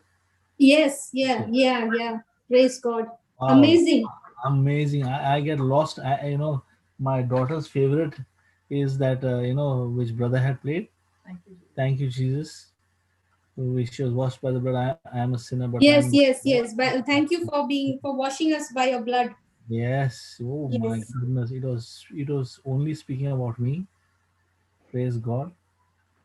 And then there's another one where is like a medley. Wow, that cleansed. I keep dancing on that all the time because you can feel yourself in the presence of God there, where the 12 elders are bowing in front of the throne, and all the angels and the cherubims and all are worshiping God in His throne, and Jesus sitting on the right hand. Praise God. I make myself there in the presence, bowing down to the mighty. Yes. That's what, brother. We don't have to wait to reach heaven to enter the throne room of Oh, God. yeah. Absolutely. We are already seated at the right hand of the Father in Christ Jesus.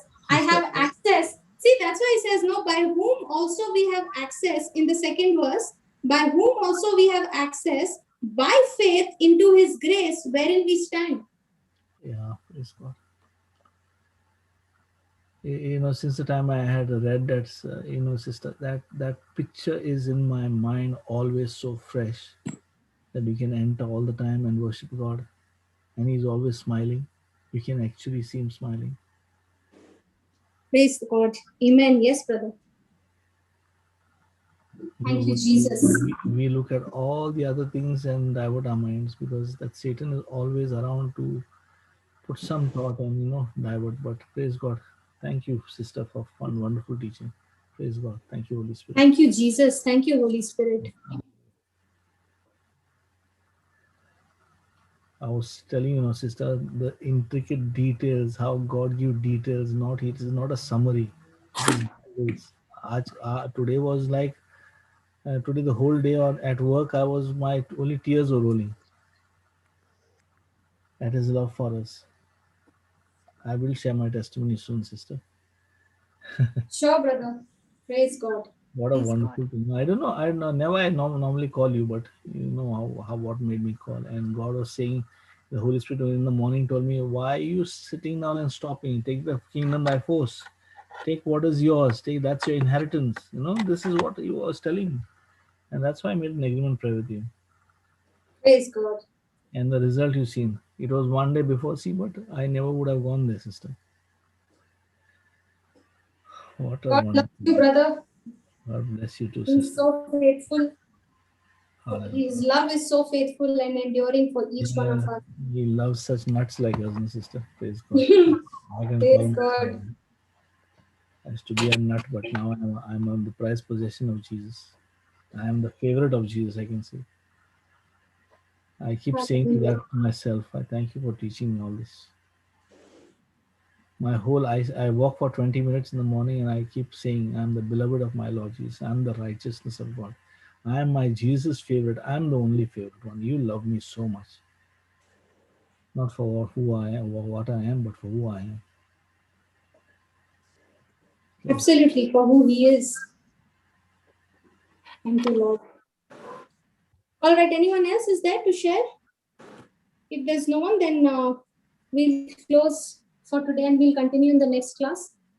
Yes, thank you. God bless you. Praise God. Okay, Sister Jacqueline, would you please say the closing prayer? Yes, sister. Heavenly Father, Jesus our Savior, Holy Spirit our Counselor, we thank you and we praise you. Thank you for your presence in our midst. Thank you for teaching us the truth, for revealing to us how to pray for our loved ones. Thank you, Father God, for teaching us, Lord, the power, the authority that we have, the right to command over the powers of darkness, over demonic spirits, the power of the enemy, that we have the controlling influence over the power of the enemy. Thank you, Father God, that it is only through the Father that we can come closer to Jesus, that it is the work of the Holy Spirit on earth that is doing the work of drawing people more closer to Christ. Thank you, Father God. The Holy Spirit convicts us from the sin of unbelief because we have the righteousness of God in Christ Jesus. We have the right standing with God. And whoever believes in Christ, there is no condemnation. And Satan is already judged. Thank you, Father God, for speaking to us such powerful truth, Lord Jesus. Whenever, Lord Jesus, we pray for unsaved loved ones, we do not go by the senses, but we go by the faith senses, Lord Jesus. The physical sense may teach us something else which is against the word of God. But you are teaching us to rest in peace, because the peace that which is in you is within us. Thank you, Father God, that the power of the enemy is conquered. You have conquered this world. Thank you, Father God, for teaching to us, Lord Jesus, for revealing the truth, Lord Jesus, unveiling the truth to us.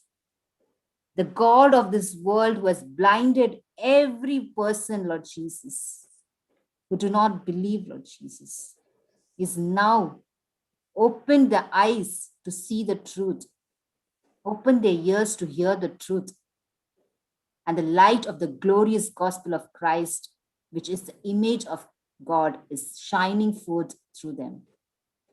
Thank you, Father God. You have already defeated the devil. You have taken every thought of his captive, Lord Jesus. Thank you, Father God, for teaching us through Sister Florita to boldly approach the throne of grace, that is the throne room of God. We have all right to go before the Heavenly Father to obtain mercy and find grace in time of need. And as you have taught us, Lord, true worshippers worship in spirit and truth. And faith is the one that connects us to God through believing the written word of God.